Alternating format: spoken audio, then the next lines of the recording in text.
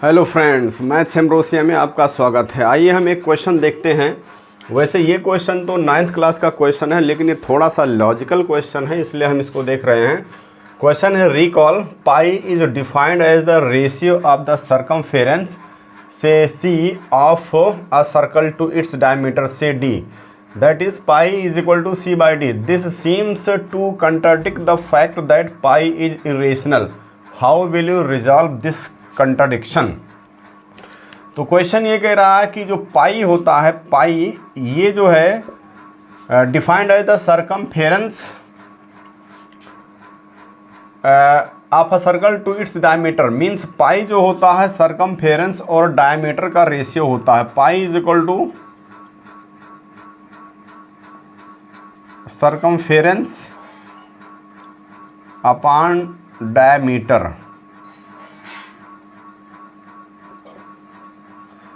ये पाई का डेफिनेशन है और इसमें ये pi is equal to C upon D लिखा हुआ है। तो जब हम सी अपॉन डी को देखते हैं तो ऐसा लगता है कि ये पी अपॉन क्यू के फॉर्म में लिखा हुआ है।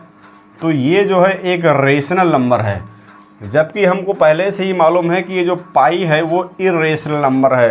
तो ये इरेशनल नंबर रेशनल नंबर के इक्वल लिखा हुआ है, तो यह एक कंट्राडिक्शन है। तो इस कंट्राडिक्शन को कैसे सॉल्व किया जाएगा, ये क्वेश्चन में पूछा गया है। तो ये तो हमको मालूम है कि जो पाई होता है, पाई एक इरेशनल नंबर होता है, क्योंकि पाई का वैल्यू 22/7 के इक्वल तो नहीं होता। तो क्वेश्चन को सॉल्व करने के लिए, कैलकुलेशन को इजी बनाने के लिए पाई का वैल्यू 22/7 हम ले लेते हैं। लेकिन पाई का जो वैल्यू होता है वो 3.14159 एंड सो ऑन होता है। यह एक non terminating non recurring decimal number है और इसलिए यह एक इरेशनल नंबर है।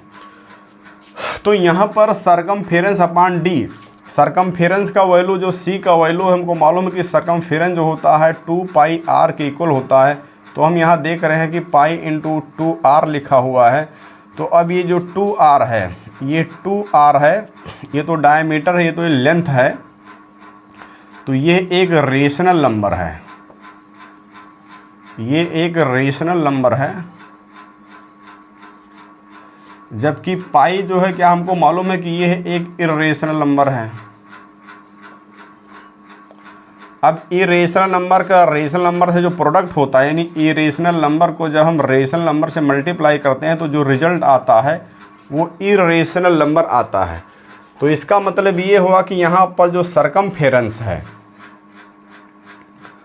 सर्कल का, वो जो है इरेशनल नंबर है। डायमीटर डी तो रेशनल होता है, क्योंकि यहाँ पर जो डायमीटर होता है एक लाइन है और एक लाइन की जो लेंथ होती है वो एक रेशनल नंबर होता है। लेकिन जहाँ कहीं भी कर्व की बात आ जाती है, जहाँ पर कर्व की बात आ गई तो समझ लीजिए कि यहाँ पाई इंक्लूड हो गया, और कर्व में अगर पाई इंक्लूड हो गया है तो ये इसकी जो लेंथ है ये हमेशा इरेशनल ही होगा।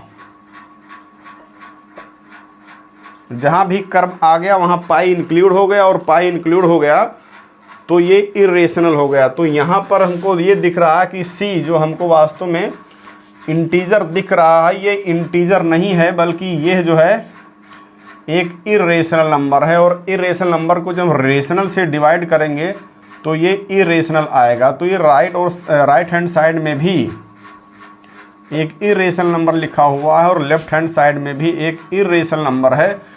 तो ये दोनों ही इरेशनल है, देखने में इरेशनल लग रहा है लेकिन ये वास्तव में इरेशनल है। तो यहाँ पर कोई कंट्राडिक्शन नहीं है, ये एक्चुअली इरेशनल ही है, क्योंकि सर्कमफेरेंस एक कर्व होता है और जहाँ भी कर्व आया वहाँ पाई आ गया, और पाई एक इरेशनल है। तो राइट साइड में भी एक इरेशनल नंबर है।